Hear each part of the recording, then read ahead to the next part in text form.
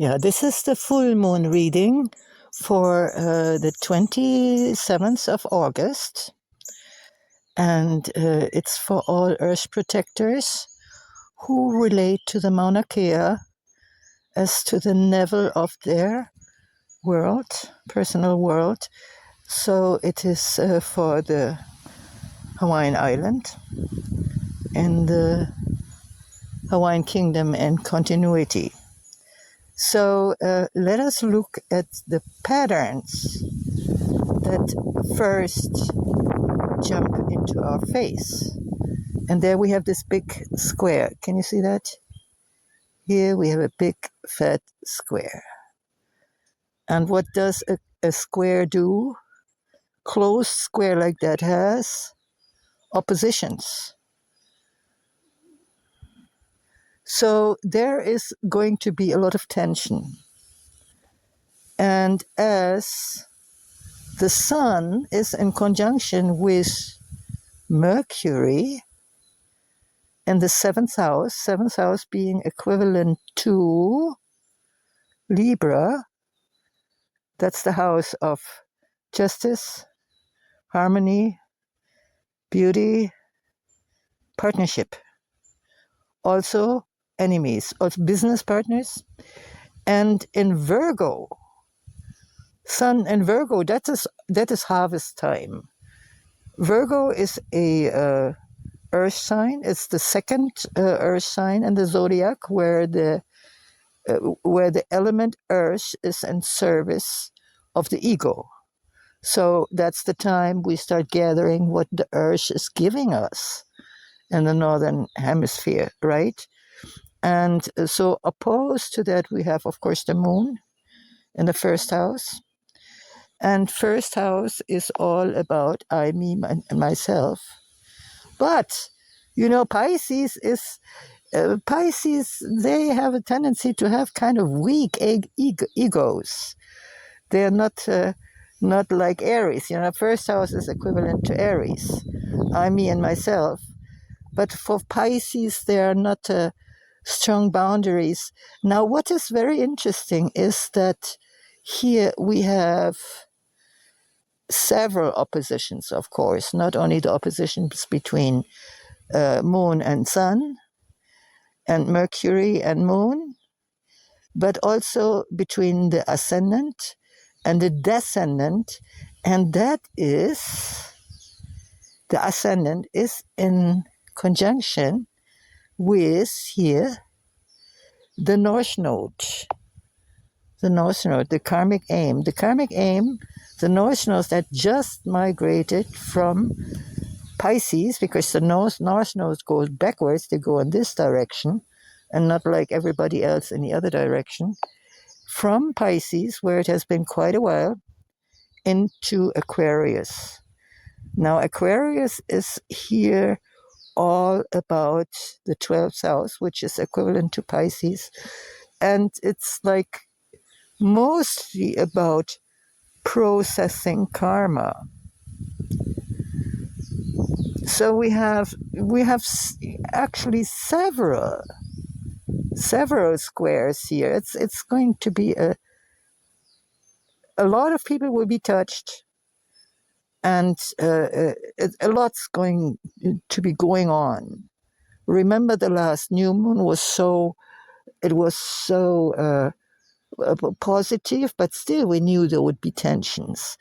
But now here also we have tensions. So we have to look very much here on the Hawaiian Islands, close to the Mauna Kea, on our partnerships, our business partnerships, our romantic partnerships, our close enemies, and so on and so on and so on.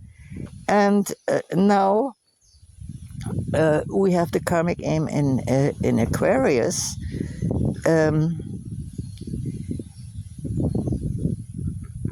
We have to constantly look from our own ego point of view to the ego point of view of another, right?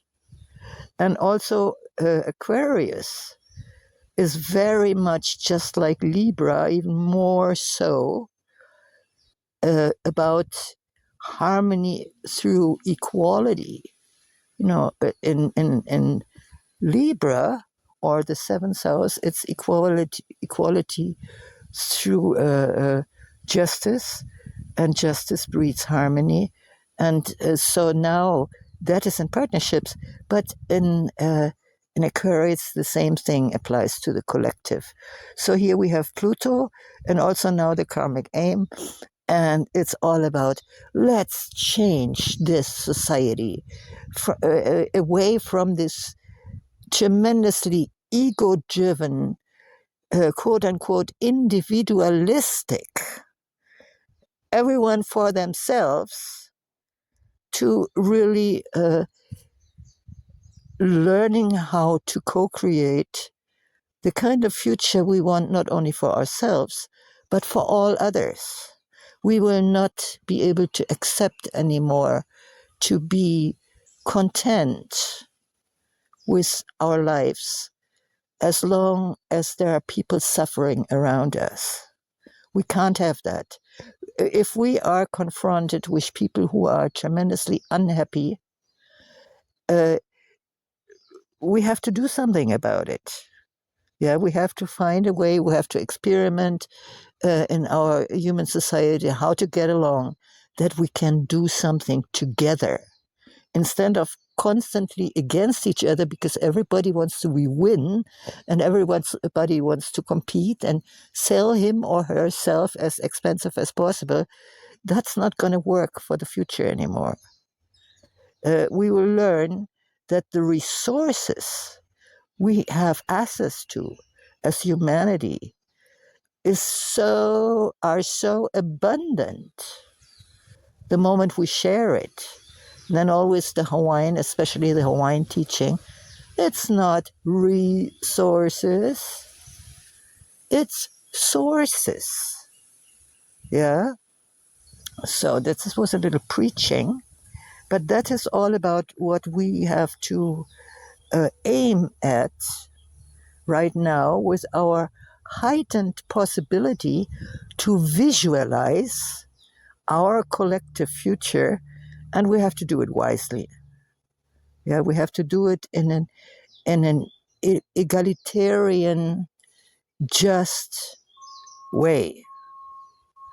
So this is the challenge we have, and so I'm talking here about Aquarius a lot. Yeah, let me reset that, and let's look where all the other things are. Now, oppositions, whatever is red, I told you that many times before, whatever is red is challenges, confrontations.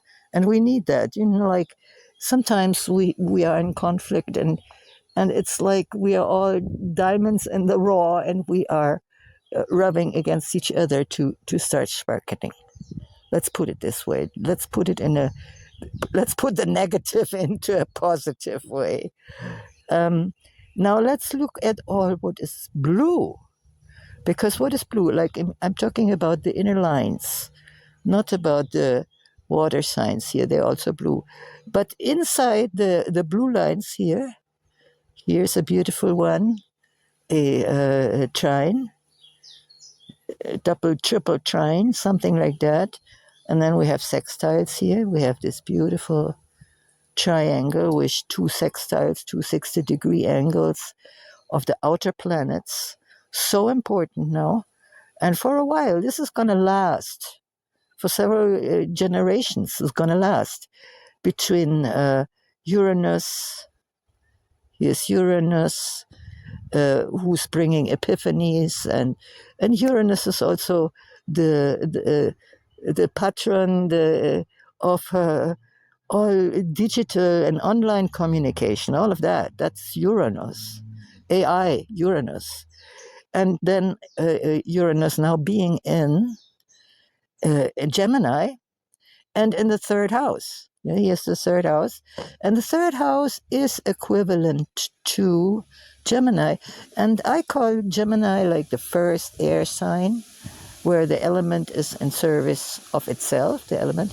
I call the Gemini the reporter, the journalist. It's about fact learning. What is actually there? Yeah. And then we have this beautiful 120-degree angle to Pluto. We said that. Yeah. Here's Pluto, Uranus and Pluto. Uranus gives us epiphany. And now Pluto in Aquarius is like epiphany, how to live together, work together, where work is love and action, our love for the land shared with each other. And then here we have Neptune. Neptune, when Neptune is positively aspected, which in this case, at this particular full moon, it is very much so, very beautiful, aspected, then it is the universal love, the unpersonal love, compassion, unlimited compassion. And this is running in the background as an influence from the celestial bodies that we can practice, because here we have Neptune now for quite a while in Aries, and Aries is surely an action sign. Aries, like the first fire sign, the first sign in the zodiac. It's all about I, me, and myself. And here, I, me, and myself. I am very, very compassionate, and through my compassion for others, I get insights. I can learn from others that I never thought I could learn, because maybe I was prejudiced. I didn't want to relate to certain kind of people who were different from me. And now all of a sudden, there is a world opening up for us through empathy, through compassion, through this love for one another. So this is new. This is a great blessing we have. And it's, of course, it's highlighted through the moon. I mean, look at the moon as something like a natural satellite that is amplifying all other celestial influences. And now let's see what else is the next full moon amplifying, and that has also something to do with compassion, but in a different way here. Chiron, the wounded healer. Chiron, the wounded healer, now is retrograde. It's going back into Aries for a little bit, but has now landed in the first Earth sign. And so here, the healing, the understanding, the diagnosis of an illness, whether it's an individual illness or it's a mass psychosis or whatever, now it comes to the domain of the earth, and now we have to look at what, in a horrific manner, I think, when we think about like how our reality is shaped by words. When Americans say soil or dirt, this is earth. There's nothing dirty about it, and it feeds us. Yeah, even if you only want to eat meat, then you will still eat the meat of animals who are eating grass. Just to, of course. So, so we need the earth to be healthy. Yeah, we cannot just poison the earth anyhow, as it's done. And we understand that. How is our individual health connected to the health of the earth? And this is now highlighted at this full moon. Here we have the sun trining and Mercury. So Mercury is the thinker in this way, thinking about what has to be done to heal the earth, where the earth has been wounded, where the earth has been poisoned. I don't know what this is supposed to be. And here on the other side, it's connected to the moon. Yeah. So we have this trine and a sextile. Sextile is a benevolent angle. I have to take this off. It's a benevolent angle that has to be acted on. A trine is benevolent no matter what. But if there are sextiles, that means if you don't act on it, if you don't do something concrete with it in the material world, it's not going to do anything. So, because here we have the opposition between, I think because I am, and as such I am a partner, but it's all about me. Yes, please come in. Sorry, I interrupt this here. Come in.